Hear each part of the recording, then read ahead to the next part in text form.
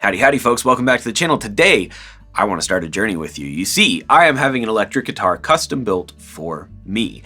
Everything to my specs, everything that I want, like a custom tailored suit.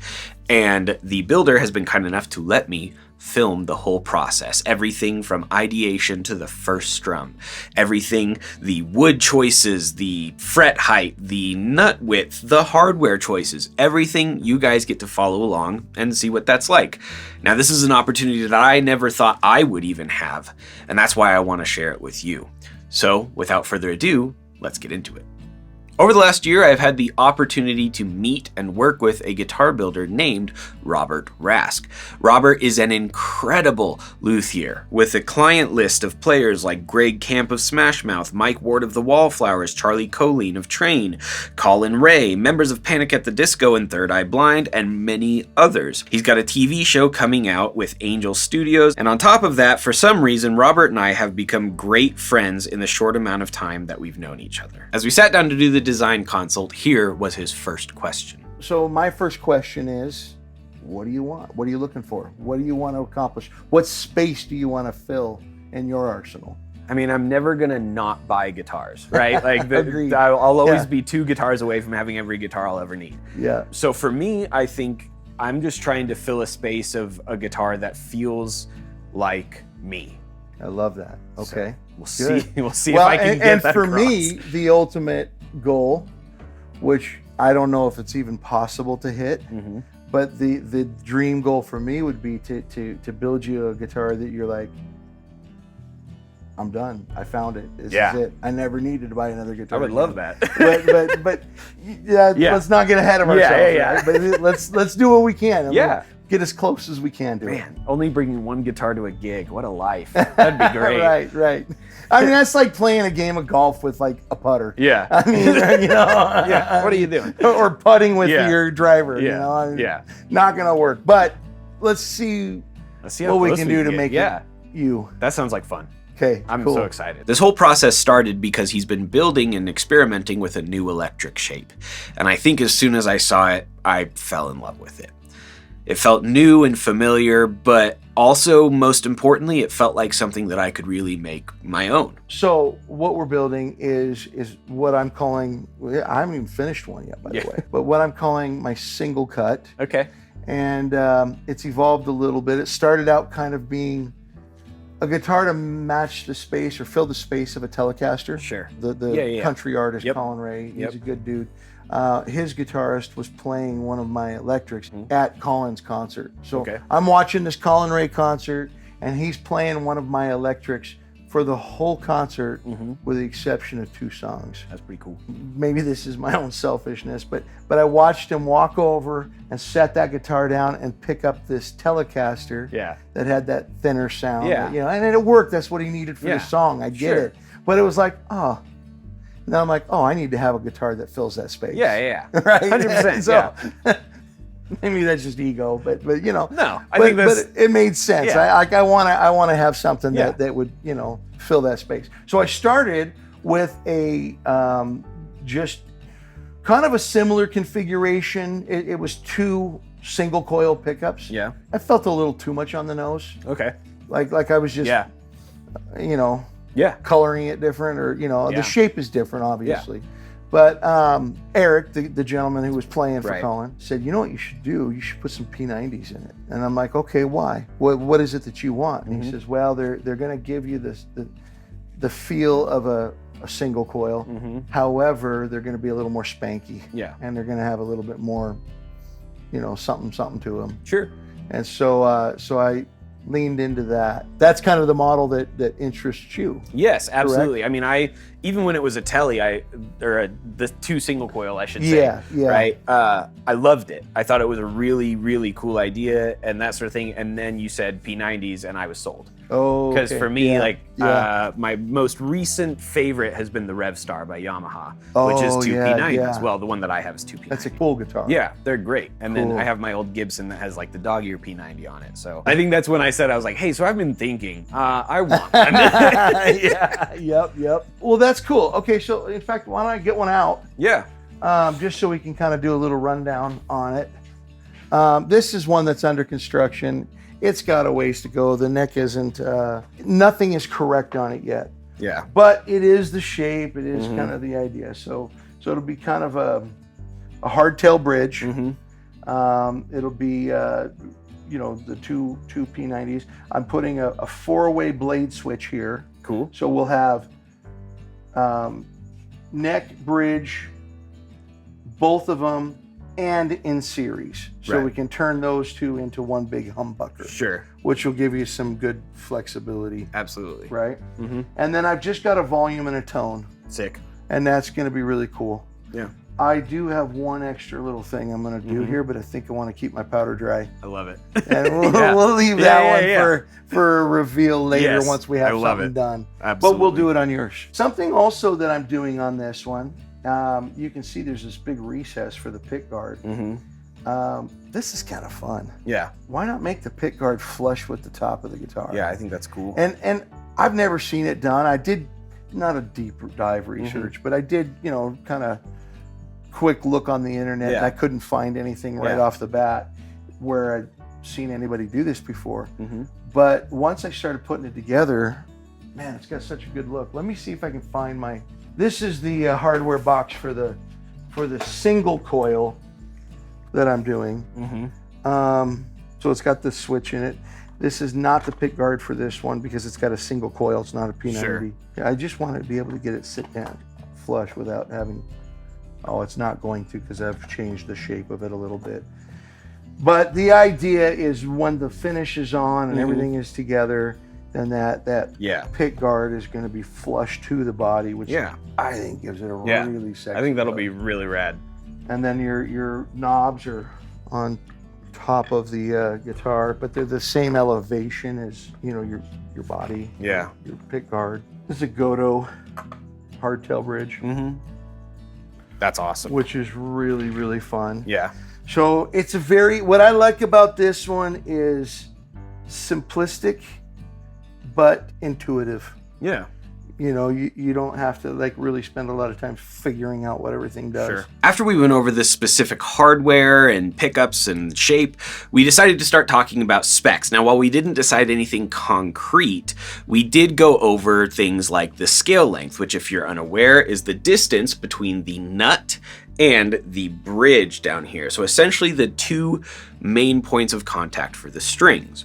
The reason why we talked about this is because there are, generally speaking, two main measurements for scale length. There is the 25.5-inch length, which is typically associated with Fender style guitars, and the 24.75-inch scale length, which is typically associated with Gibson style guitars.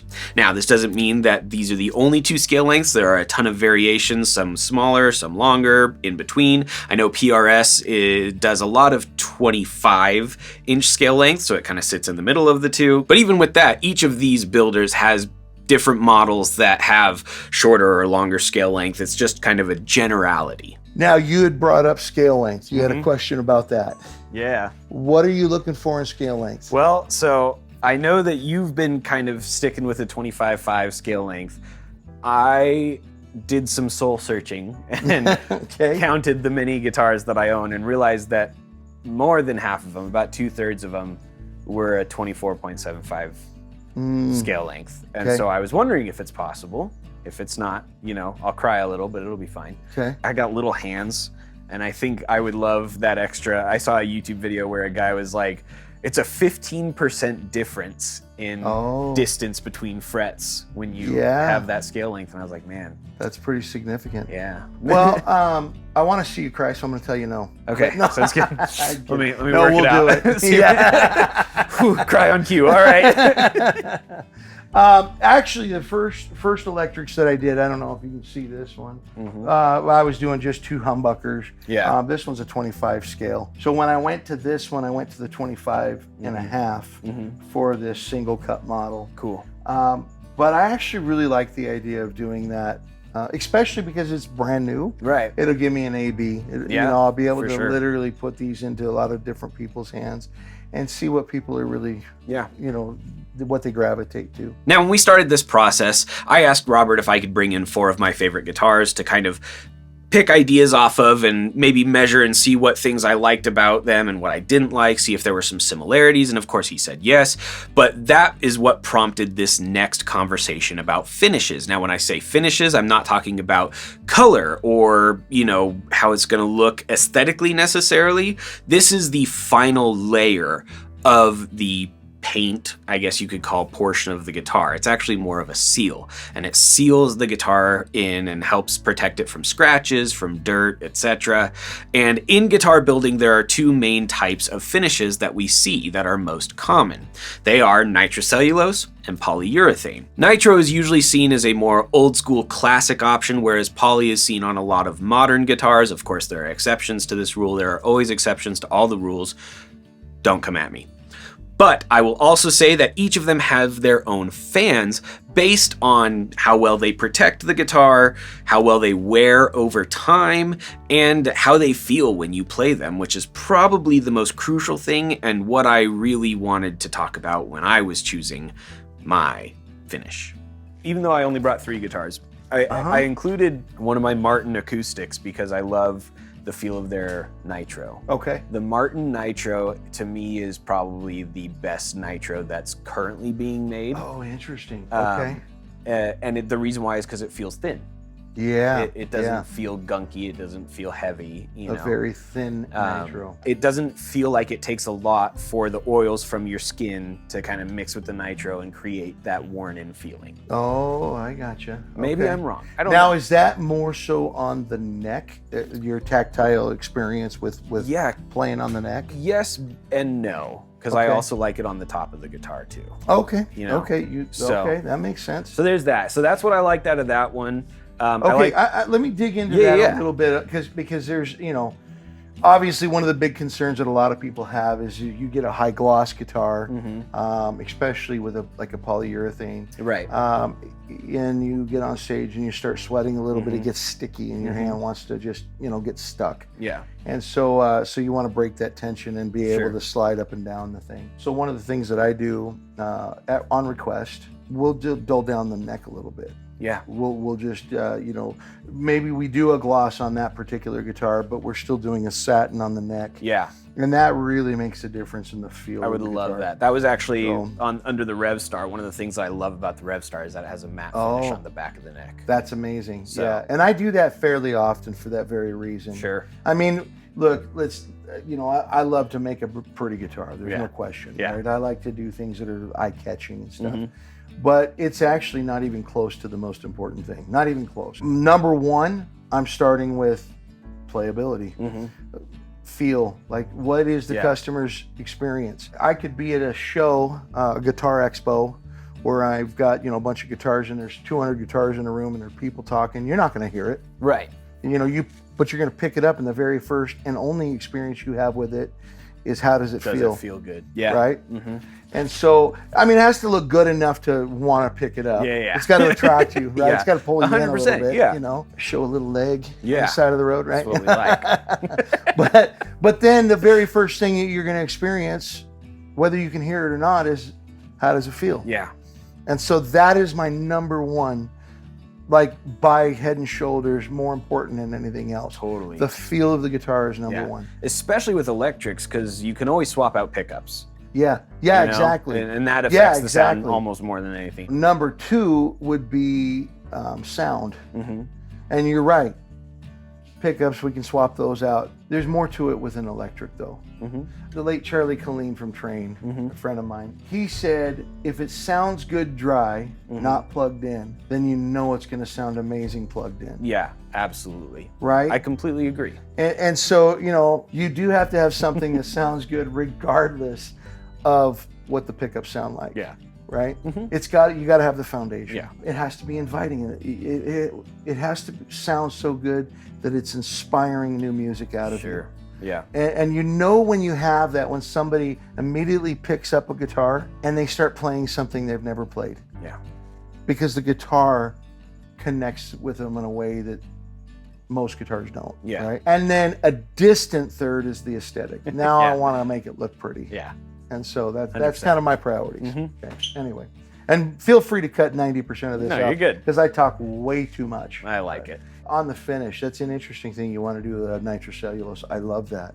I don't do nitro anymore typically because I understand the appeal to it, especially when you're building something like what we're doing. Yeah. And we will absolutely do that. That's cool. But I've been doing modern polys, catalyzed poly, because it's durable. Yeah. I mean, like seriously, when you build a really expensive custom guitar and somebody, gets some 409 and sprays it and it melts your lacquer, that's a problem, right? With the modern polys, I mean, you could get a Clorox bleach wipe and wipe the thing down, and you're not having a problem. And so that's kind of a big deal. That has a lot of weight. Now, does it affect the sound?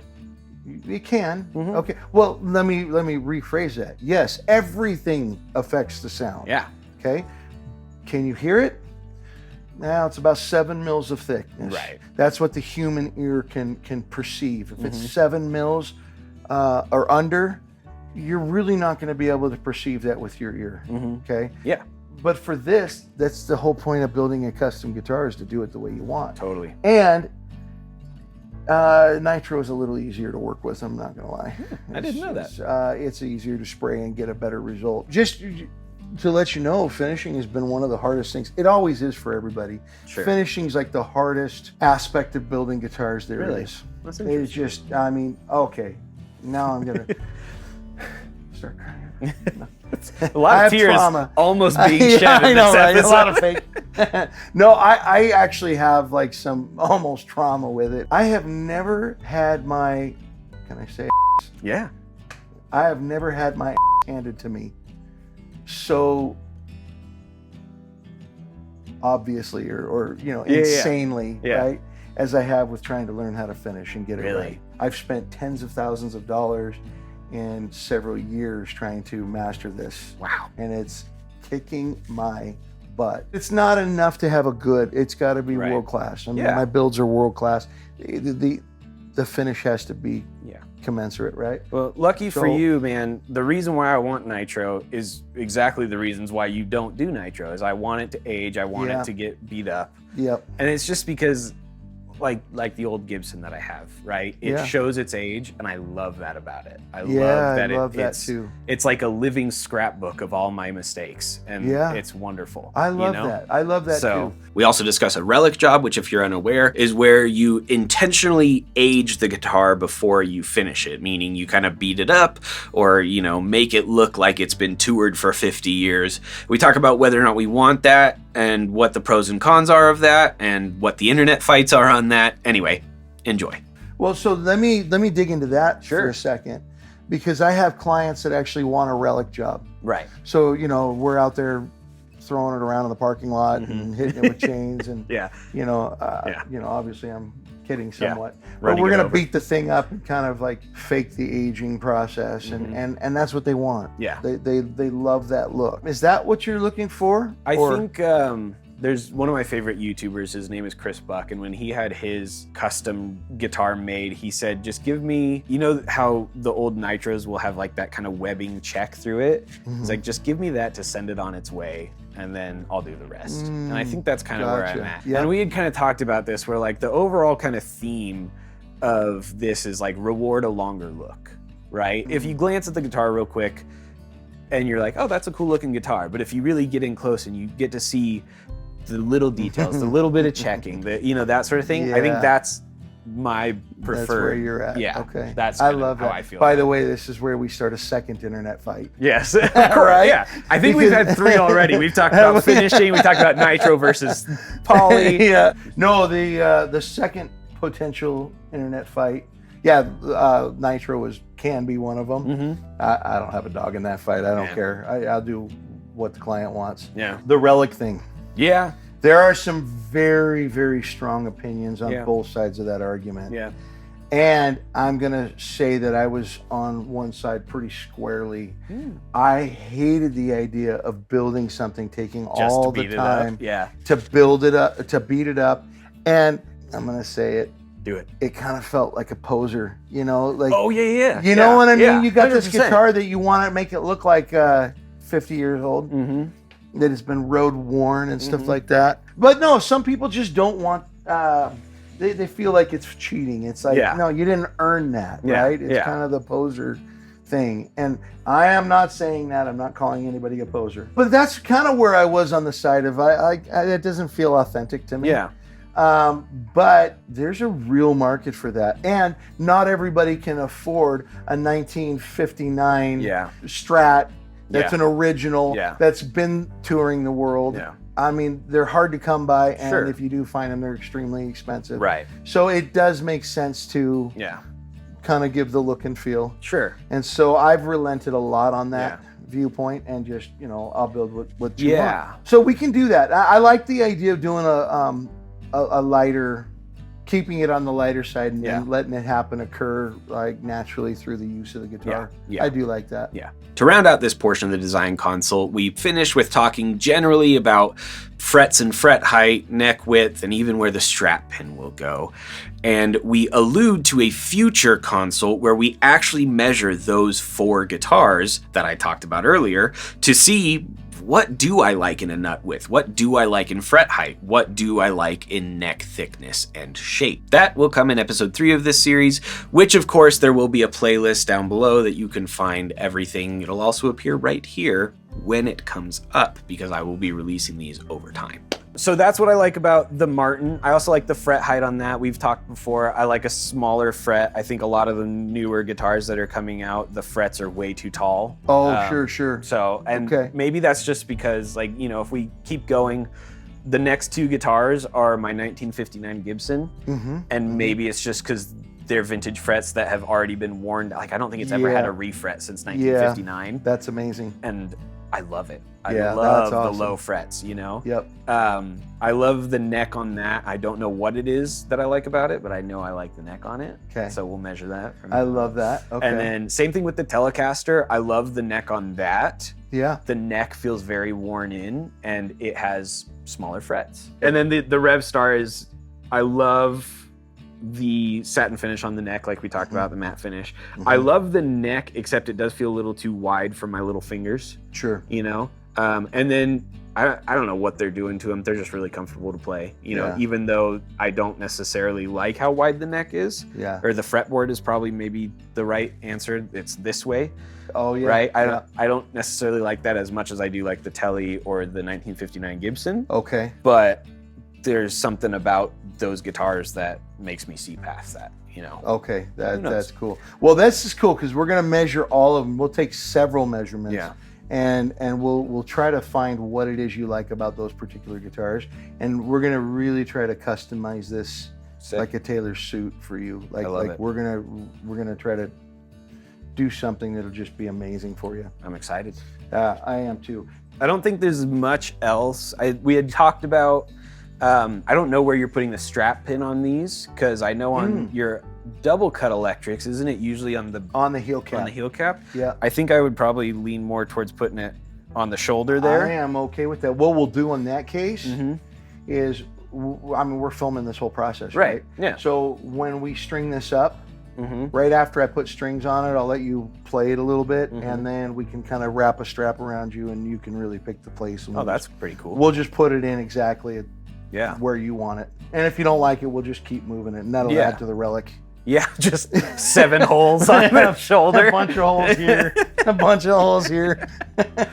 Just normal wear and tear. Exactly. That's funny. Yeah, man, I think that's most of it. Or all of it, Well, if you made it this far, thank you so much for watching. The next episode is wood choice. We talk about color. We look at some guitars that I really like. After that, we're going to go into the measurements and that sort of thing to see what exactly I like. We have a spreadsheet of that. And then after that, we do the neck build. We choose the woods for the neck, and it's a lot of fun. If you liked this, let me know in the comments. If you would prefer to see more of the guitar building, or if you would prefer to see more of the conversations that Robert and I had, let me know. If you think there's too much footage, let me know. I'm kind of trying to feel out how this long form content will go. So if you made it this far and have some ideas, let me know. Also, if you had a custom guitar built for you, what would you do with it? What would your scale length be? Relic or not relic? Let me know down below. Thank you guys so much for tuning in. If you're new here, please like and subscribe. If you're returning, thank you for being a part of the channel and for watching. As always, my name is Mac Wright. Please go make someone else's day better. We'll see you around.